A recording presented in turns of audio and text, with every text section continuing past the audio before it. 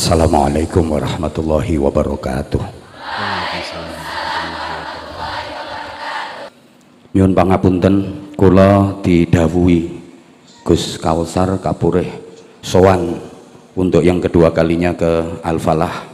Beliau dawuh nanti jam 10 sampeyan naik mimbar. Alhamdulillah sekarang pas jam 10 lewat 119 menit waktu Al-Falah, karena memang kita menggunakan WIB, waktu insya Allah berubah. Mawaidnya sudah, nasihat-nasihatnya sudah dari Kiai Haji Dr. Honoris Causa Zulfa Mustafa, kemudian juga dari Gus Kausar tadi. Saya mohon izin untuk sekedar memberikan semangat dan motivasi kepada para khatimat yang mudah-mudahan menjadi banatin sholihat, ilmunya barokah dan manfaat, mampu menyelamatkan keluarganya dunia akhirat. Kalian memang di Al-Falah ini bukan anak biologis, tapi kalian adalah anak historis, anak sejarah, anak zaman yang mempunyai harapan cemerlang, yang mempunyai masa depan gemilang, dan kalian harus bisa mengukir prestasi dengan tinta emas. Sejarah itu, adik-adik santri, berasal dari bahasa Arab syajaroh, artinya pohon.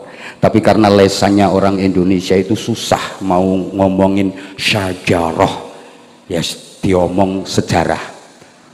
Lesan orang kita kan begitu, fardu diwaca perlu, ridho dadi lilo, khairun dadi kirun, bahkan Ramadan aja ada yang bilang ramelan. Ini orang kita, syahadatain dibaca sekaten, kalimah syahadah dadi kalimosodo. Jadi sejarah itu aslinya bahasa Arab syajaroh, artinya pohon. Pohon apapun pasti mengalami 3 fase, 3 tahapan. Pertama fase tunas, kedua fase puncak, dan yang ketiga fase tumbang. Tunas, puncak, tumbang, tukul, medit, ambruk, kebangkitan, keemasan, kehancuran, perintis, penerus, pewaris. Maka sejarah itu memiliki 3 kekuatan yang masing-masing mewakili zamannya. Ada masa lalu, ada masa kini, dan ada masa depan. Dulu, sekarang, dan nanti. Telah, sedang, dan akan. Maldi, hal, mustaqbal. First time, present time, and next time. Masing-masing ada wakilnya. Masa lalu diwakili oleh generasi tua, masa kini diwakili oleh generasi dewasa, masa depan diwakili oleh generasi muda. Maka dalam bahasa sejarah, siapakah orang tua? Orang tua adalah manusia masa lalu yang masih tersisa di masa kini, yang sudah tidak banyak harapan di masa depan. Siapakah orang dewasa? Orang dewasa adalah manusia masa kini yang sudah mulai lupa dengan semangat dan idealisme masa lalunya, tapi sudah tumpul jika diajak bicara soal masa depan. Sedang kalian adalah anak muda. Siapa anak muda?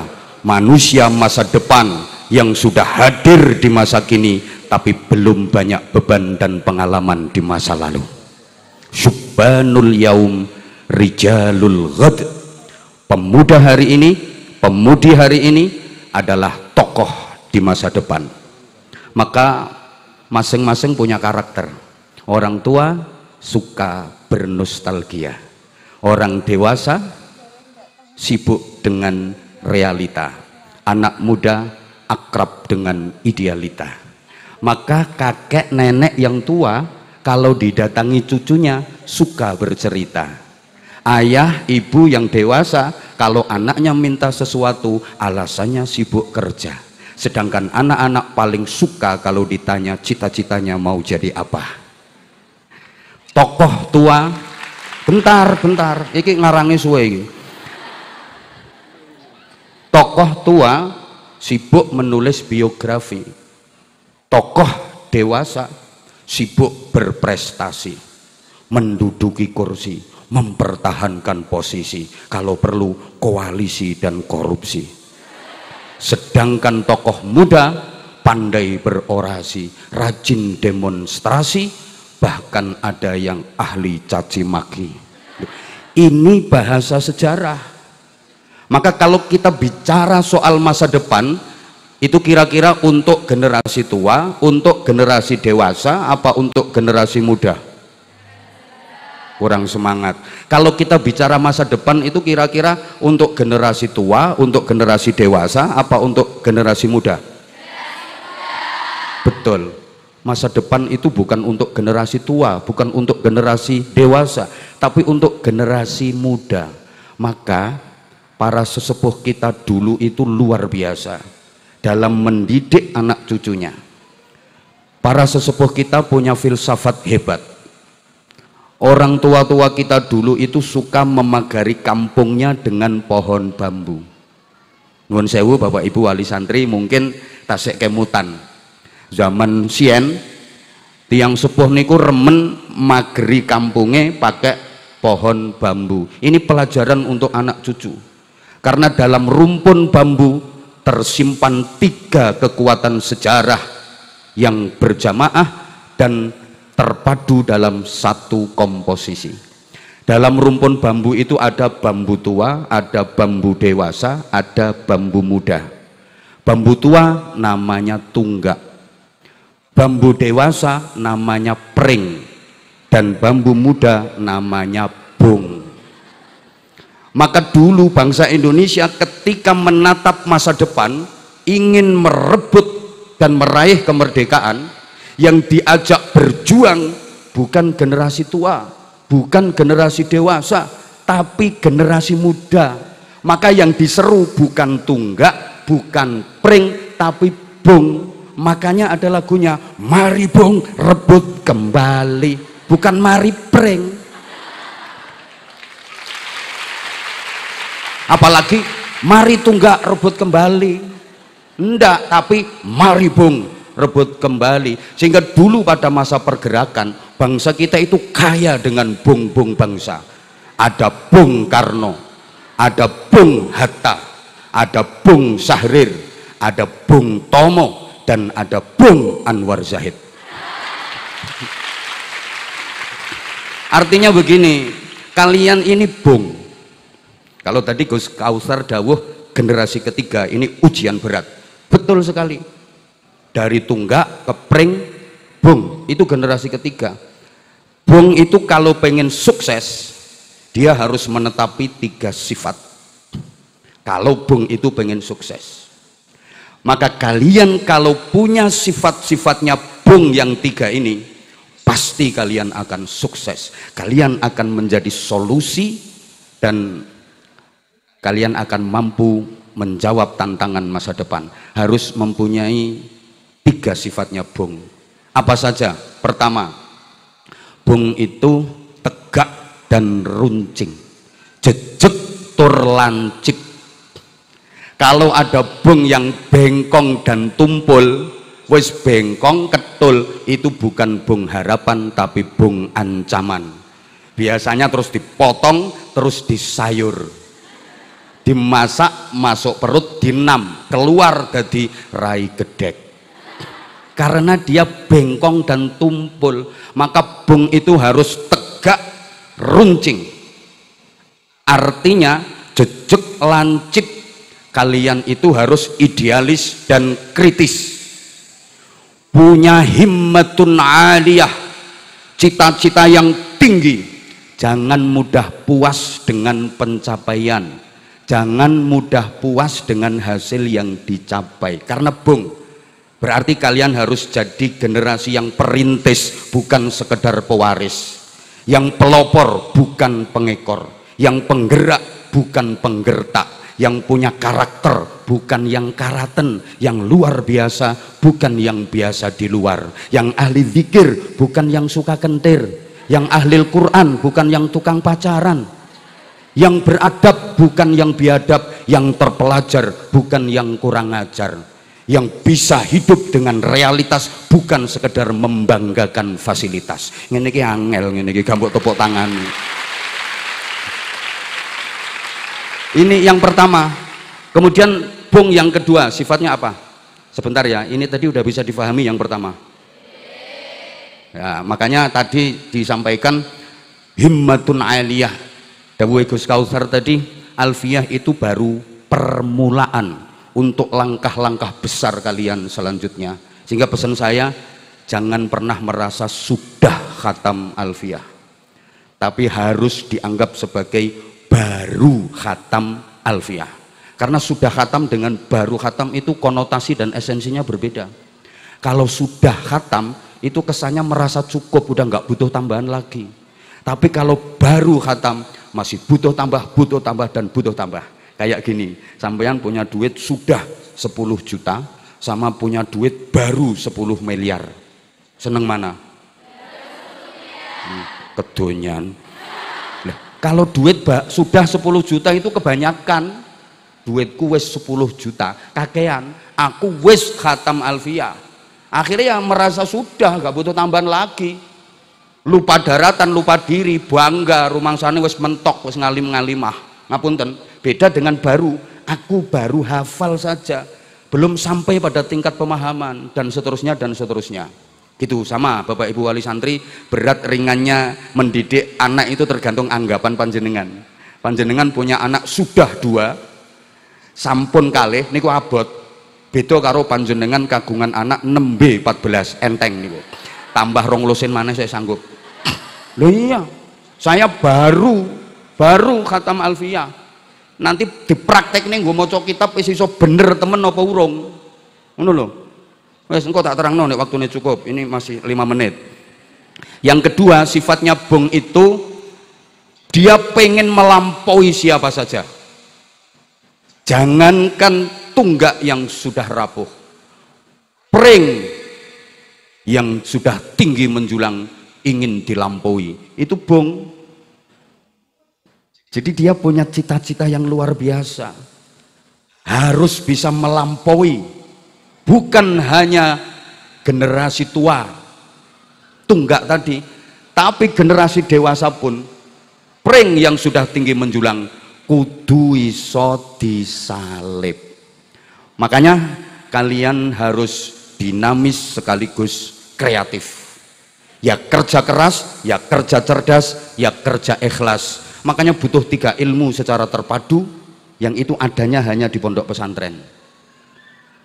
Ilmu dini atau ilmu agami, ilmu profesi, kemudian ilmu kreasi.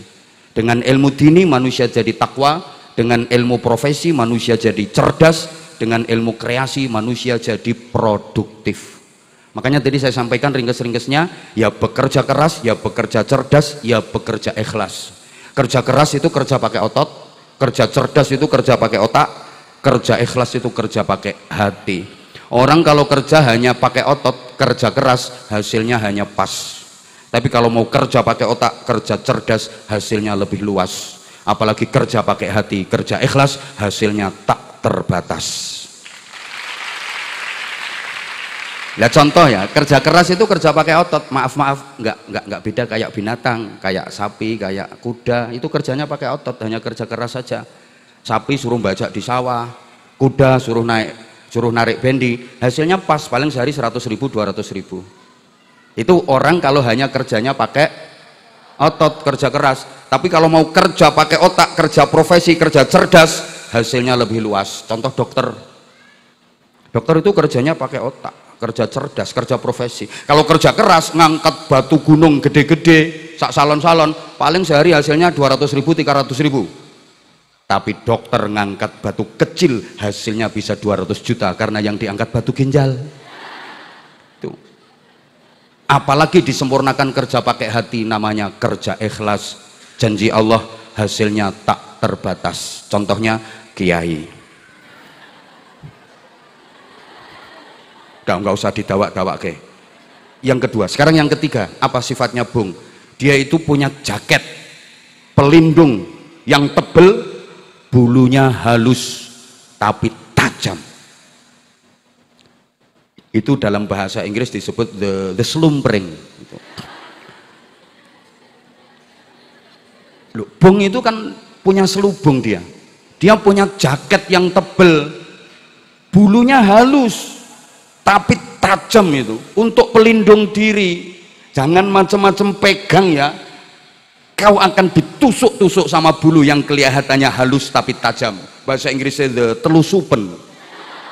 Ini artinya apa? Artinya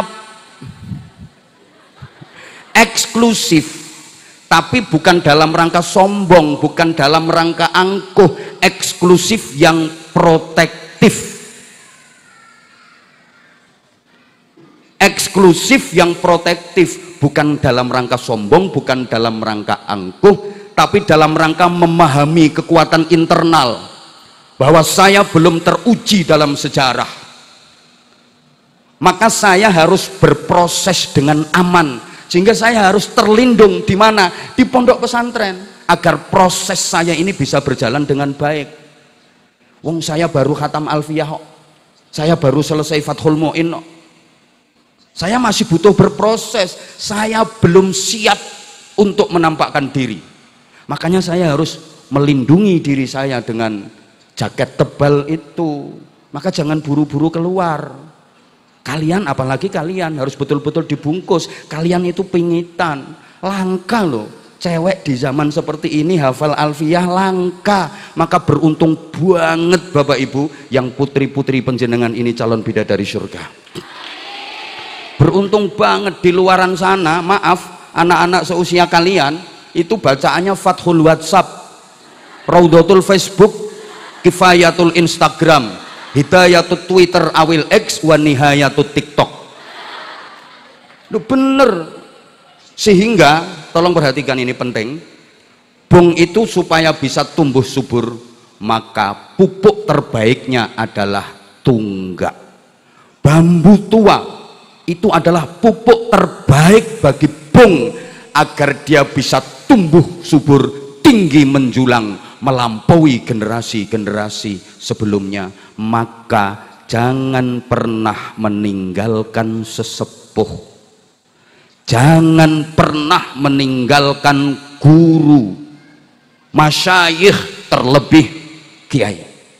Demi Allah, tanpa restu, doa dan ridho dari Fadilatil Mukarram wal Mu'azzam Romo Kiai Haji Nurul Huda Jazuli, tanpa restu, doa dan ridho dari Fadilatil Mukarramah Bunyai Hajah Lailatul Badriyah, setinggi apapun ilmumu nggak akan pernah manfaat dan barokah.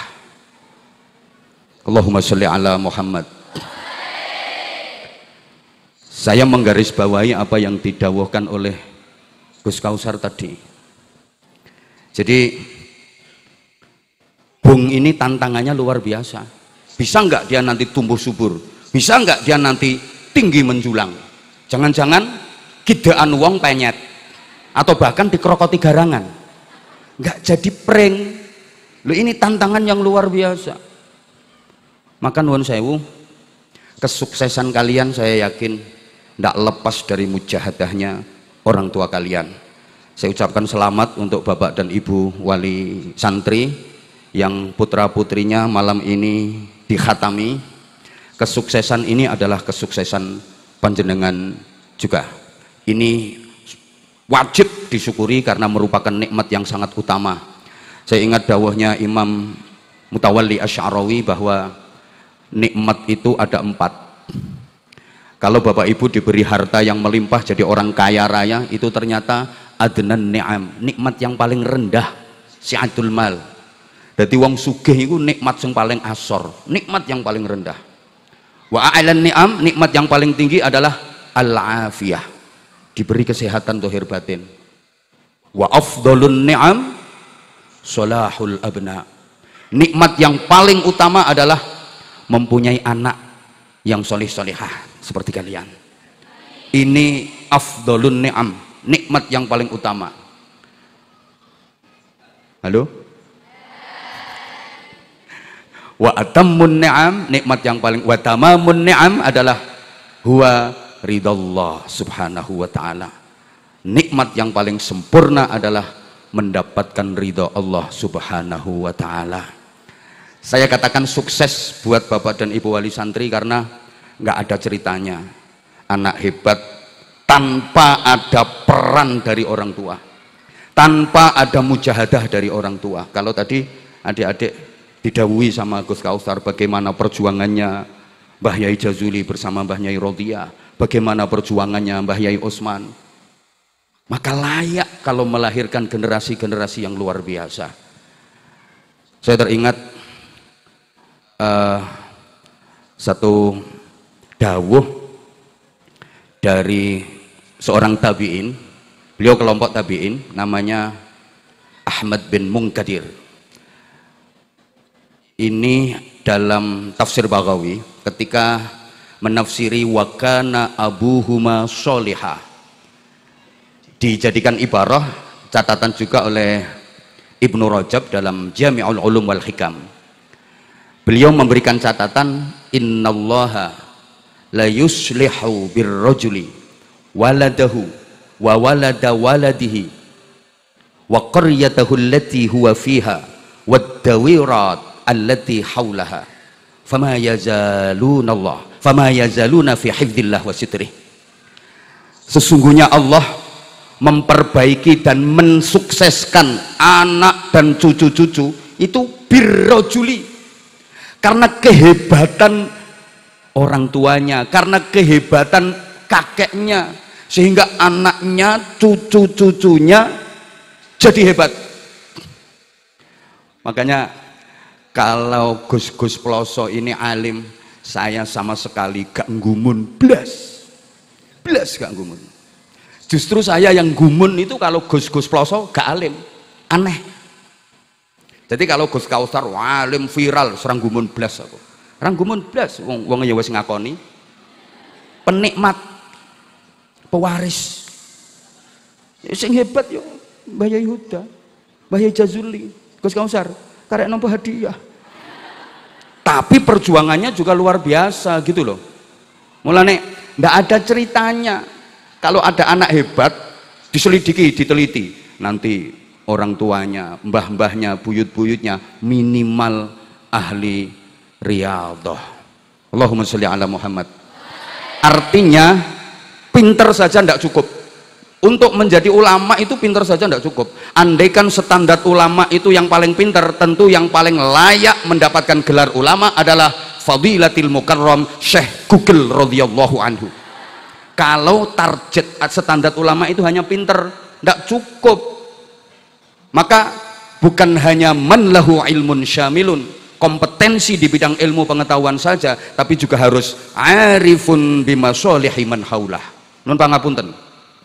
Gini ya, kitab Fathul Qorib, takrib di tangan Mbah Yai Wahab Hasbullah itu bisa menyelesaikan persoalan Irian Barat.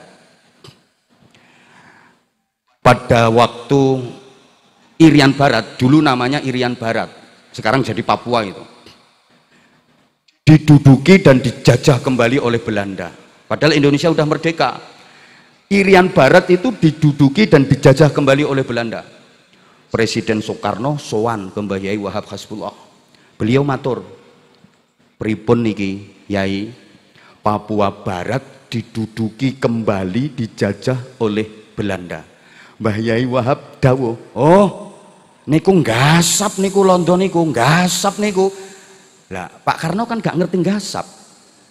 Sing paham nggasap kan cah pondok. Sak prakteke.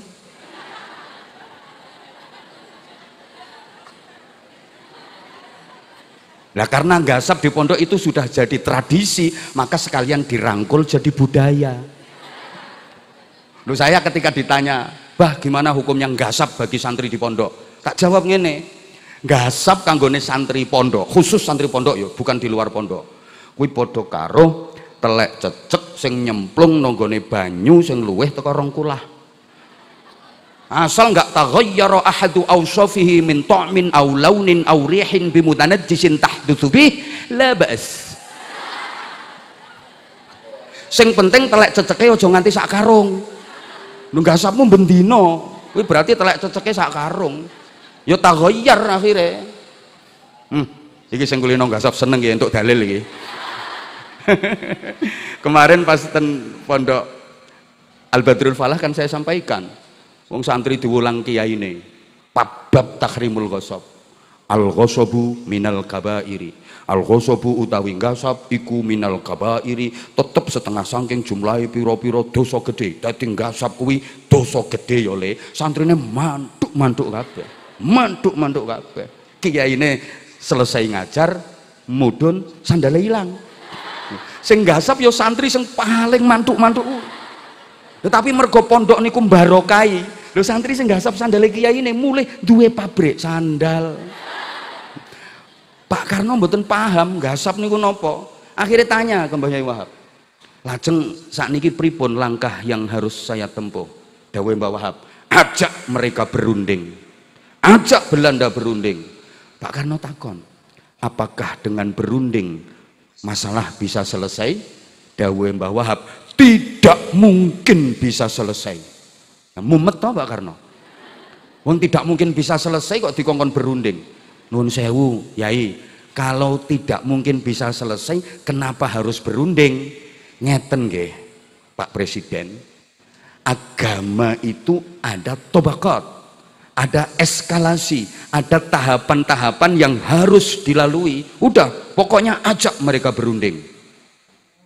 Akhirnya Pak Karno ngutus delegasi yang dipimpin oleh Subandrio mengadakan perundingan dengan Belanda. Ringkes cerita, perundingan itu gagal, tidak membuahkan hasil. Nah, Pak Karno matur ten Mbah Yai Wahab, Yai nyuwun pangapunten, perundingan boten berhasil. Dawuh Mbah Wahab, lah kula lak ampun matur, tidak mungkin berhasil. Lah lajeng sekarang pripun? Mbah Wahab dawuh, akhadhahu qahran, ambil dengan paksa. Kemudian Pak Karno menyiapkan pasukan Trikora yang dengan gagah berani menyerang Belanda yang menduduki Papua Barat, dan Belanda berhasil diusir. Papua Barat kembali ke pangkuan Indonesia. Setelah peristiwa itu selesai, Pak Karno sowan ten gene Mbah Yai Wahab, matur suwun Yai, taktik jenengan luar biasa. Dengan diajak berunding, akhirnya parlemen Belanda itu pecah kongsi jadi dua, sehingga amunisi senjata yang dikirim Belanda ke Papua Barat sangat minim. Belanda kekurangan senjata, berhasil kita lumpuhkan, kita usir dari bumi Papua. Papua bisa kita rebut kembali. Resep jenengan niku nopo Mbah Yai? Dawuhe Mbah Yai Wahab, Fathul Qorib. Loh, Fathul Qorib di tangan Mbah Yai Wahab bisa menyelesaikan masalah Papua Barat. Lah nek di tanganmu? Ayo coba. Loh, itu baru Fathul Qorib, belum Uqudul Lujen. Apa maneh Qurratul Uyun. Itu kan kitab yang menerangkan cara menempatkan posisi kaki di malam pertama. Kuwi nek dipraktekno londo iso kejang-kejang.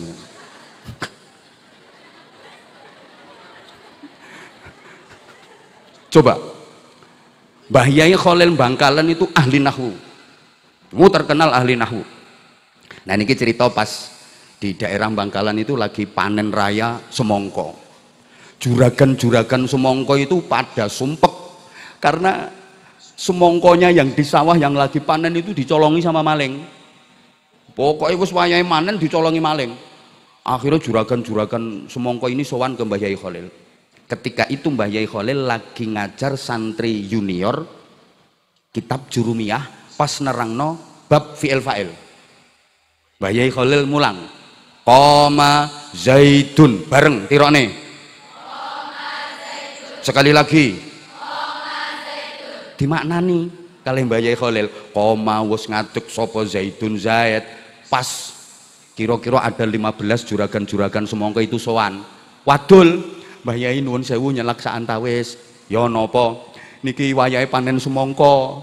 Tapi tenggene saben niku semangka dicolongi maling. Spontan Mbah Yai Khalil dawuh, wiridna engko bengi bar maghrib karo bar isya lha iku pas mari asar. Bar maghrib karo bar isya, bar salat maghrib, bar salat isya wiridna ping 33 koma zaitun. Ayo thariqah apa ning donya iki sing wiridane koma zaitun. Juragan-juragan semangka iki saking mantepe. Dadi ba'da maghrib sama ba'da isya wiridan liyane pending kabeh. Ganti koma zaitun, koma zaitun, koma zaitun, koma zaitun, wer koma zaitun, koma zaitun, koma zaitun. Besok siang pagi besok pagi mereka ke sawah. Ternyata di sawahnya juragan-juragan semangka itu akeh wong sing ngadeg mondong semangka, ora iso mlaku, ora iso ndodok. Ngadeg dadi patung karo mondong semangka, kenek hawane koma. Mergo sing maca sing ijazahi Mbah Yai Khalil. Lha nek sing ijazahi bapakmu dadine malah koma zakarun paling kok. Alhamdulillahirabbil alamin. Semoga apa yang disampaikan Kiai Haji Anwar Zaid bermanfaat bagi kita semua dan menambahkan iman serta ketakwaan kita kepada Allah Subhanahu wa taala. Amin amin ya rabbal alamin. Dan video yang barusan Anda saksikan adalah video ceramah Kiai Haji Anwar Zaid dalam Mau'idhah Hasanah Kiai Anwar Zaid di Pondok Pesantren Putri Al-Falah Ploso pada hari Minggu 9 Februari 2025. Dan sedikit poin penting yang saya petik dari ceramah beliau kali ini ialah sejarah itu berasal dari bahasa Arab yaitu syajarah, artinya pohon. Tapi karena lisannya orang Indonesia itu susah mau ngomong syajarah, akhirnya dipermudah menjadi sejarah. Seperti fardu dibaca perlu, ridho jadi lilo, khairun menjadi kirun, dan sebagainya. Pohon apapun pasti mengalami 3 fase atau 3 tahapan. Yang pertama adalah fase tunas, yang kedua adalah fase puncak, dan ketiga adalah fase tumbang. Maka sejarah itu memiliki 3 kekuatan yang masing-masing mewakili zamannya. Ada masa lalu, ada masa kini, dan ada masa depan. Masa lalu diwakili generasi tua, masa kini diwakili oleh generasi dewasa, dan masa depan diwakili oleh generasi muda. Maka para sesepuh kita dahulu itu luar biasa dalam mendidik anak cucunya. Para sesepuh kita punya filsafat hebat. Orang tua zaman dahulu itu suka memagari kampungnya dengan pohon bambu. Ini pelajaran untuk anak-anak cucu kita. Karena di dalam rumpun bambu tersimpan 3 kekuatan sejarah yang berjamaah dan terpadu dalam satu komposisi yang telah dijelaskan Kiai Anwar Zaid di depan tadi. Dan masih banyak petuah-petuah yang disampaikan Kiai Haji Anwar Zaid di depan tadi yang tidak cukup saya rangkum dalam video ini. Semoga bermanfaat dan mohon maaf apabila ada kesalahan dan khilafan. Wassalamualaikum warahmatullahi wabarakatuh. Semoga bermanfaat.